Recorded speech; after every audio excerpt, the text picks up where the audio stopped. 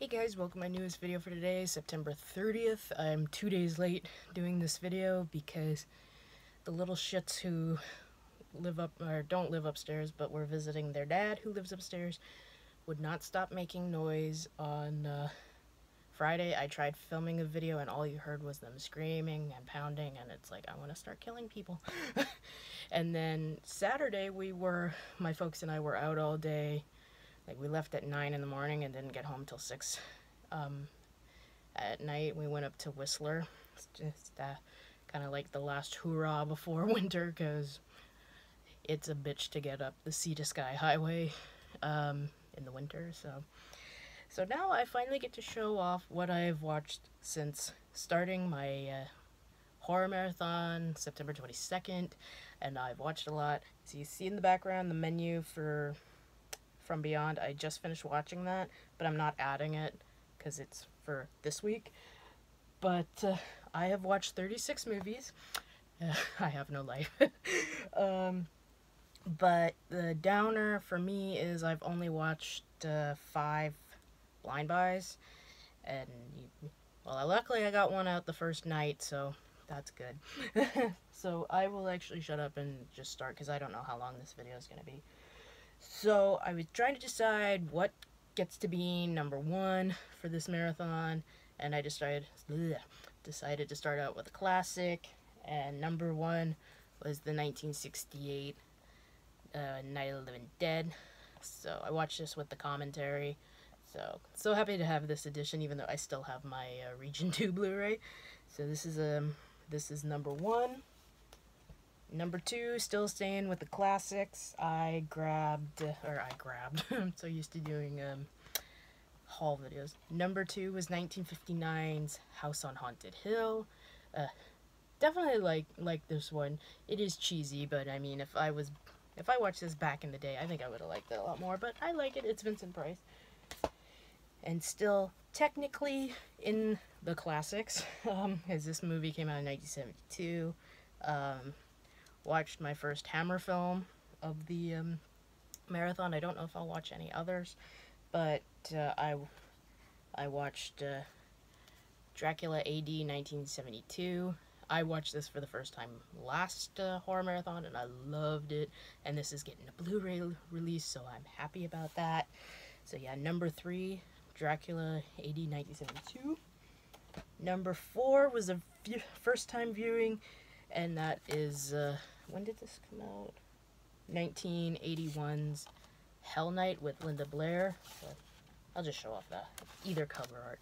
I liked it. Felt it could have been a tiny bit better, but I gave it a 7 out of 10. But I enjoyed it for what it was. A good way to waste an hour and 40 minutes. So yeah, Hell Night. And now the next bunch are from the same box set. So I watched a lot of my Universal Monsters.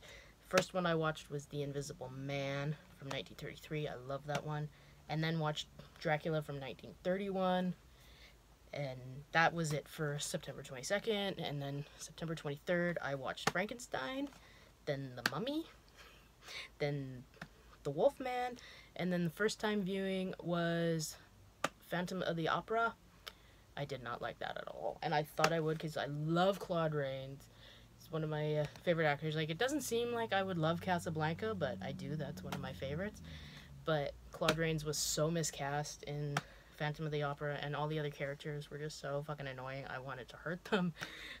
But yeah, so Phantom of the Opera, which was a first time viewing, number 10 actually. I did not like that. I gave that a 4 out of 10. And then on September 24th, I watched Creature from the Black Lagoon, which also a first-time viewing, number 11. It was okay, but the ominous scare chord they play whenever the creature came up, or you saw his hand flipper thing, was getting quite annoying. But I liked it. It was fun. So now the only one from this set I have left to watch is Bride of Frankenstein. That should be... I should be watching that sometime this week. So that is from number 5... all the way to number 11 was Universal Monsters set. And then number 12 was 1981's Evil Dead. what can you say about this that hasn't been said? It is an awesome, awesome movie. So, yeah, Evil Dead. Number 13. This was a first time viewing for my last one, but I didn't get to watch the sequel, so I wanted to revisit this. House, which was really good. Not really good, but good. I give it a 7 out of 10. But yeah, so House. And then number 14 was first time viewing. This is one of the movies I got in Horror Pack. Boy, did it suck. Hunting at Silver Falls. Wasn't scary. I didn't really care for the characters. And I like paranormal movies, so I thought this would be right up my alley. But it's not. A 3 out of 10. This will be going in the pawn pile at the... Well, actually, it'll be going in right now, since I'll be putting all these away after I show them. But yeah. Hunting at Silver Falls. Nope. The second dud of the marathon. Then I ended that night with another classic, the first Wes Craven film to hit my list. I watched The Hills Have Eyes. A funny story about this is the first time I watched this, I didn't really care for it. And then I watched it again a couple of years later, and I loved it. Hence why I had the normal Blu-ray, and I got the Arrow edition. Yeah, the Arrow edition, which is a nice set. So, yeah, Hills Have Eyes, 8 out of 10. And then September 25th, number 16, I got my first foreign film. I don't know how many foreign horror films I'm going to watch on this list, but the first one was Count Dracula's Great Love with Paul Naschy. I watched this with the Elvira Movie Macabre last marathon, and I didn't care for it, but I thought, you know what, I want to get this Blu-ray, and with the Blu-ray, I liked it a lot more. This is a 7.5 out of 10. So, number 16, Count Dracula's Great Love. And I might have said it in one of my previous videos that I was going to show a lot of the kid-friendly horror films, like this movie, Monster High, Paranorman, Casper, Monster House, Coraline, and a couple of the others. So this is the first one that made my list. And I didn't start watching this particular franchise or series or whatever till I saw the 2015 movie, which I really enjoyed, and I thought, I'm going to go back and watch these. And I think this one's my favorite out of them. So number 17 is It's the Great Pumpkin, Charlie Brown. Yeah, I didn't get into these as a kid. I don't know why. But yeah, this one is a really, really fun one to watch, even though it's only, like only 25 minutes long. It's a go-tour, I think, is the word I'm looking for, every Halloween marathon. But I couldn't wait till October, so I watched it already. So number 17, It's Great Pumpkin, Charlie Brown. And number 18, I watched Nosferatu, the First Vampire. Yeah, I kind of prefer this edition that has the Typo Negative music. I don't know, maybe it's because I'm a huge fan of Typo Negative. But, yeah, I prefer this more. That's just me. Number 18, Nosferatu, the First Vampire. Now, my next pile. So, number 19 is Grave Encounters. I wish this would get a Blu-ray release here. Though, I shouldn't really say that anymore, because I do have a region-free Blu-ray player. But I love this. This is up there with Wreck and Blair Witch Project and Paranormal Activity. It's one of my favorite found footage films. And I've stated this a few times in my videos regarding this movie, that the asylum they went to is not in Maryland. It's right here in British Columbia, Canada, in Coquitlam. It's called Riverview, and you guys have seen it in many TV shows and movies that have been filmed up here. It's been in the X-Files, it's been in Supernatural, it's been in the 4400, like this movie, Watchmen, it was the jail, and Freddy vs. Jason, it was Weston Hills. So Riverview gets around.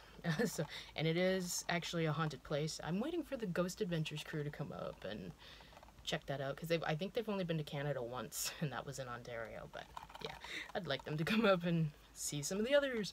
So number 19, Grave Encounters.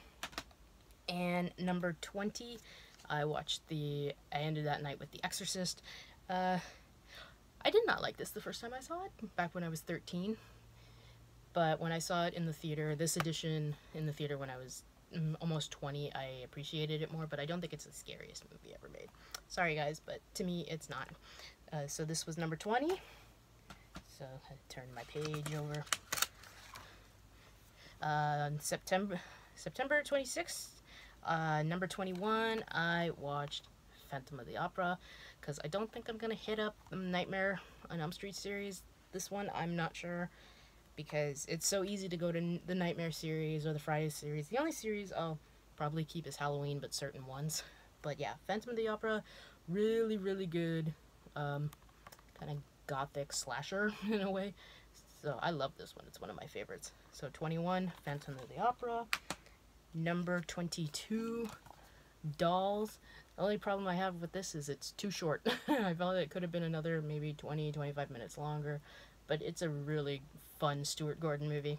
I mean, anybody who likes Chucky or the Puppet Master series should check this out. I think it's so much fun. And then number 23, the first John Carpenter film to watch in this marathon. This one's always a go to watch one for the marathon, and that is The Fog. Love this one. Skip the remake. The only good about the remake is it was filmed in Fort Langley, which is about 5 minutes from my house. That was the only good thing about it. But yeah, really, really good movie, and I can't believe this is same age as me, 38, almost 38, but love this movie. And then ended that night with Hellraiser. So I didn't want to show that Scarlet Box all the time. But yeah, ended that night with Hellraiser. One of my... probably, I don't know if this or Lord of Illusions is my favorite Clive Barker film, but it's like really close together. So number 24, Hellraiser. Number 25 started the next day, and that is Evil Dead 2. Love this movie. It's so much fun. I showed this to my friend Scott. He's not a big horror movie fan, but I figured I was going to show him Reanimator. I wanted to show him Evil Dead 2 to kind of show what he was getting into. He loved it. Actually, I showed him Maniac Cop that night.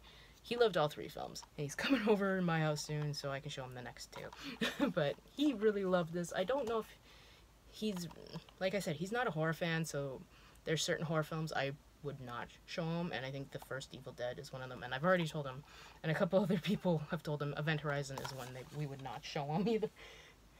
And he's like, why? And I go, dude, if it can fuck up my head. And he went, okay, that's it. Say no more. So number 26, I watched The Purge, and I've watched this every year because I always want to get to Anarchy and election year, and I never do. And I know on Tuesday the first Purge comes out, so I'm fucking determined to watch the Purge movies on this marathon.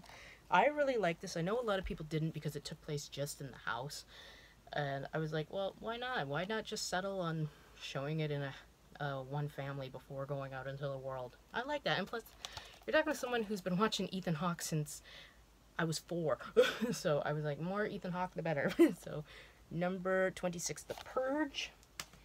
Number 27, I watched The Hills Run Red.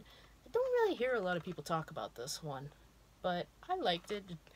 So, and it's really short. It's only like 80 minutes long, but I kind of wish it went a little bit longer. And I kind of wish we got a sequel after you see what happens halfway through the credits. It's like, ooh, they should have done a sequel, but yeah. Don't know if they'd ever do or if this would ever get a Blu-ray release, but yeah.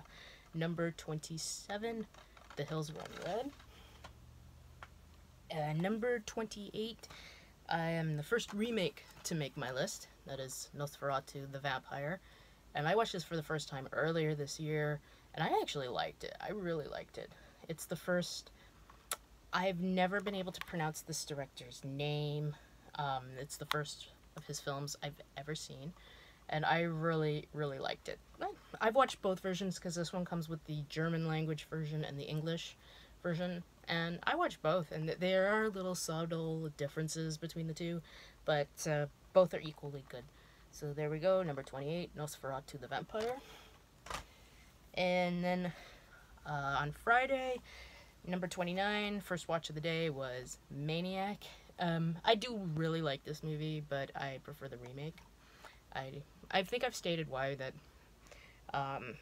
Elijah Wood to me was more scary as Frank than Joe Spinell, because when you look at Joe Spinell, you look at him and it's like, yeah, he's a crazy serial killer. And since Elijah Wood has that boy next door quality that Anthony Perkins used so well in Psycho, that to me is more scary. But I really have a soft spot for this because I'm a huge fan of Tom Savini's work. So yeah, I like it. So there we go. And number 30. Yeah, 30. I watched this for the first time last year, and I really, really loved it. I wish I would have seen it years earlier. And I have read the book. The book's okay, but I prefer the movie. And number 30 was The Legend of Hell House. Really good. The music is really kind of freaky and enjoyable. I love the music. The only person I know in this is Roddy McDowall, who is great in it. And actually, I didn't realize until I watched an interview with the director on this. The director of this directed The Watcher and the Witch, which is one of my all-time favorite Disney horror films. Wish they would make those again, like that, Mr. Boogedy, Bride of Boogedy. Those scared the shit out of me, the Mr. Boogedy films, and I wish they would be out on DVD. But yeah, but yeah, I love this movie. I watched it last year a couple of times. I could not get enough of this movie. I don't know why. So number 30, Legend of Hell House. And number 31 was a first-time viewing. Luckily, I didn't pay for this. It was free. Because, yeah. WrestleManiac. I thought I would like this, but the gore in this is awesome. It is really awesome, but the characters, the big guy, Steve is his name? I think? I don't know. The one guy, the really big guy, he was the only character I liked in the whole movie. But yeah, I didn't like this too much. I gave it a 5 out of 10, mostly just for the gore. But no, this is not a keeper. Damn it. So there we go, number 31, WrestleManiac. And then number 32, I was going to save this till October, but it didn't pan out. Because I was like, I want to watch something really good after that mess. So I picked Night of the Demons. I always try to save this for Halloween night, and it never works. But I love this movie. It was the first time viewing a couple years ago. I've always wanted to watch it, but when Scream Factory came out with this release, I bought it, and I loved it. I was like, yay! So there we go. Night of the Demons, number 32. Number 33, I stated on a couple places this is my favorite Tobe Hooper movie, and I was expected to get shit on for it, but no, a lot of people was like, yeah, I like this one more, but good on you for choosing this. And I chose Life Force, because I told somebody for the longest time it was Texas Chainsaw Massacre, and then in recent years I just found I prefer Life Force a little bit more. But both movies, and Poltergeist and Texas Chainsaw Massacre 2 are all 8 out of 10s for me, but this is the one I love. I don't know why I prefer this, but I just love this movie. So number 33, Life Force. And ended that night with Hellbound. That's a good picture. Hellbound, Hellraiser 2. Really, really good sequel. Wish it would have been a little bit longer, but that's just me. And since I went out yesterday, like I said, was gone almost all day, I only got 2 movies in, and I finished off the Scarlet box set with Hellraiser 3, Hell on Earth. I love this sequel. I love it. Like, it's the first 3 to me, that's it. Even though I have all the others, but to me, it's the first 3. Yeah, you get a good view of Barbara Crampton back there. But yeah, I do love Hellraiser 3. I think it's a really, really great movie.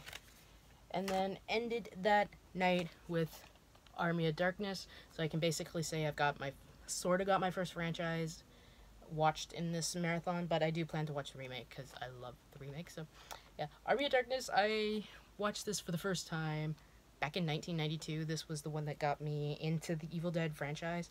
And I watched it backwards. I watched Army of Darkness, then Evil Dead 2, then Evil Dead. But it's not the first Sam Raimi directed movie I ever saw. Darkman holds that title proudly. I love Darkman. But yeah, I love Army of Darkness.